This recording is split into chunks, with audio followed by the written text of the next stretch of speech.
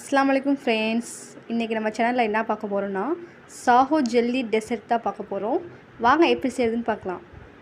இதுக்கு நான் 100 கிராம் ஜவ்வரிசி எடுத்திருக்கேன். இதை தண்ணி ஊற்றி 1 மணி நேரம் ஊற வச்சுக்கலாம். அடுப்பில் வச்சு காய்ச்சிக்கலாம். இதுக்கு நான் 2 கிளாஸ் தண்ணி எடுத்திருக்கேன். 2 கிளாஸ் தண்ணி ஊற்றி நல்லா காய்ச்சிக்கோங்க.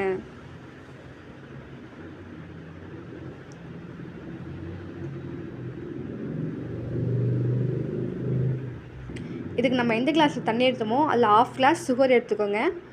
அதையும் போட்டு நல்லா காய்ச்சிக்கோங்க. இது போல் நல்லா காய்ச்சிக்கோங்க.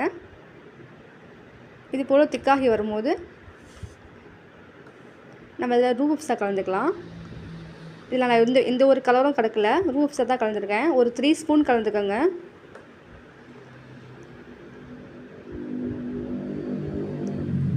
இதில் நம்ம கார்ன்ஃப்ளவர் மாவு சேர்த்துக்க போகிறோம். ஒரு 3 டேபிள் ஸ்பூன் கலந்துக்கிட்டு தண்ணி ஊற்றி கலக்கி வச்சுக்கோங்க. கலக்கி அதில் ஊற்றிடலாம்.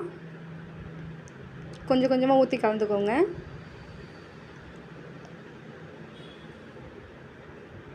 ஊற்றி கைவிடாமல் கலந்துக்கோங்க. அடுப்பை சிம்மில் வச்சுருங்க, ஏன்னா கருகிரும். இதை நல்லா கைவிடாமல் கலந்துக்கலாம்.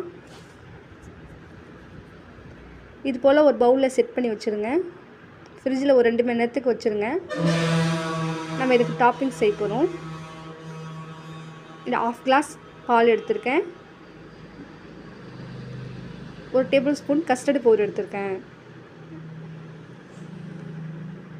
அதே அடுப்பில் வச்சு காய்ச்சிக்கலாம்.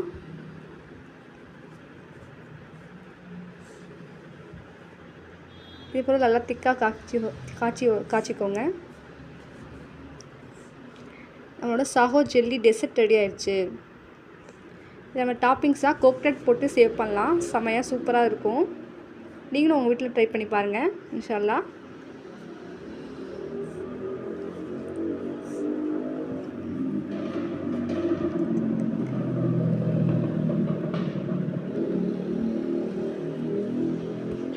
இது போல் கஸ்டர்ட் மில்க்கும் மேலே ஊற்றி சர்வ் பண்ணால் சூப்பராக இருக்கும். நீங்களும் ட்ரை பண்ணி பாருங்கள் உங்கள் வீட்டில். வீடியோ பிடிச்சிச்சா லைக் அண்ட் சப்ஸ்கிரைப் பண்ணுங்கள். தேங்க்யூ.